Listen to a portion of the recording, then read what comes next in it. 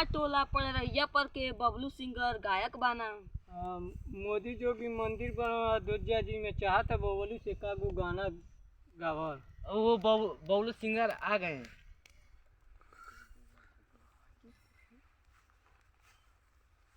Bablu singer ऐसा गाना गावा कि मोदी योगी राम भक्त और पूरा जनता खुश हो जाए।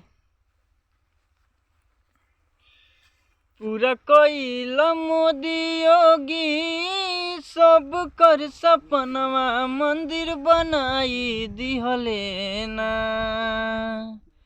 पूरा कोइल मोदी योगी सब कर सपनवा मंदिर बनाई दिहले ना। मंदिर बनाई दिहले ना।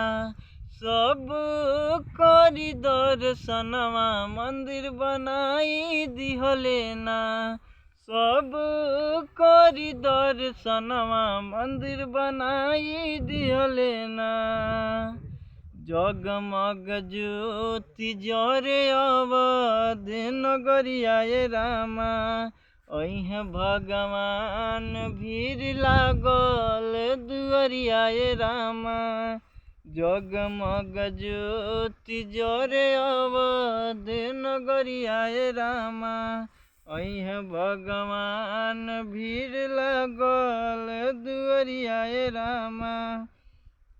22 तारीख रहल 22 तारीख रहल सोमवार दिनवा भगवान आई हो गईले ना। भगवान आई हो गईले ना। सब करी दर्शनवा भगवान आई हो गईले ना। सब करी दर्शनवा भगवान आई हो गईले ना। साधु संत खुश भइल करेले भजनिया रामा। आरती उतारे सब राम के चरनिया रामा। साधु संत खुश भइल करेले भजनिया रामा।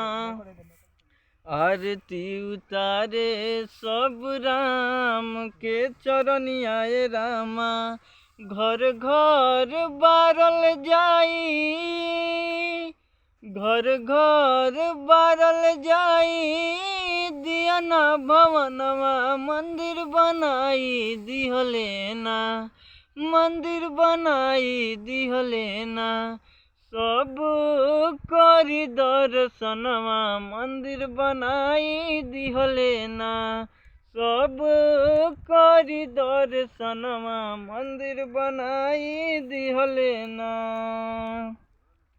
जैसे सेवरी के घर में गईले रघुराई रामा। वैसे घर घर राम होई सहाय रामा। जैसे सेवरी के घर में गईले रघुराई रामा। वैसे घर घर होई है राम सहाय रामा। कहे विद्यासागर बबलू कहे विद्यासागर बबलू गावे गुण गनवा मंदिर बनाई दिहले ना। ओ मंदिर बनाई दिहले ना। सब करी दर्शनवा मंदिर बनाई दिहले ना। सब करी दर्शनवा मंदिर बनाई दिहले ना। मोदी जिंदाबाद।